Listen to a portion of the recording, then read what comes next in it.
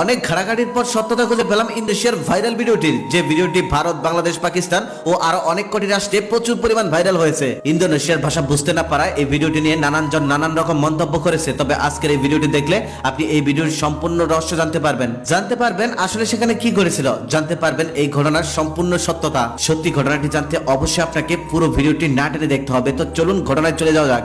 মূলত ইন্দোনেশিয়ায় এই ভিডিওটি ভাইরাল হওয়ার পর বাংলাদেশে এই ঘটনাটি নিয়ে দুই ধরনের গুজব ছড়ায়। প্রথমটি হচ্ছে মুসলমান পরিবারের একজন ছেলে ও মেয়ে লিপ্ত হতে গিয়ে তারা ওইভাবে আটকে যায়। পরবর্তীতে আশেপাশের লোক অনেক চেষ্টা করেও তাদেরকে সেই অবস্থা থেকে ছাড়াতে পারেনি। তারপর কোনো উপায় না পেয়ে হুজুর ফকির পীর সমস্ত কিছুকেই ডেকে আনে। তারা সমস্ত চেষ্টা করার পরেও তাদেরকে সেই অবস্থা থেকে ছাড়ানো যায় না। ফলে এক পর্যায়ে তারা সেখানে মৃত্যুবরণ করেন। দ্বিতীয় আরো একটি গুজব ছড়িয়েছে, সেটি হচ্ছে তাদের দুজনকে নাকি ব্ল্যাক ম্যাজিক করা হয়েছে। ব্ল্যাক ম্যাজিকের ফলে তারা দুজন এভাবে আটকে গেছে। পরবর্তীতে কোনোভাবেই তাদেরকে ব্ল্যাক ম্যাজিক থেকে রক্ষা করা যায়নি। এক পর্যায়ে তাদেরকে হসপিটালে নিয়ে যায়, আর হসপিটালে নিয়ে যাওয়ার পর তারা দুজনেই মৃত্যুবরণ করেন। আবার হসপিটালের ডক্টররা তাদের মৃত্যুর কারণ হিসেবে নাকি জানিয়েছেন তারা করোনাতে মারা গেছেন। যাই হোক, এটাই ছিল ইন্দোনেশিয়ার সেই ভাইরাল ভিডিওটির কান কথা। এক একজনের মুখে এক এক মন্তব্য, তবে বাস্তবতা কিন্তু একদমই ভিন্ন। আসলে এটি একটি ইন্দোনেশিয়ার শিক্ষণীয় শর্ট ফিল্ম ছিল, যে শর্ট ফিল্মটিকে একেবারে বাস্তব আকারে তৈরি করা হয়েছে। প্রথম দিকে যারা এই শর্ট ফিল্মটি তৈরি করেছিল তারা ধারণা করেছিল এই শর্ট ফিল্মটিকে বাস্তব হিসেবেই চালিয়ে দিবে, যাতে পোলাপানরা এটা বাস্তব মনে করে পরম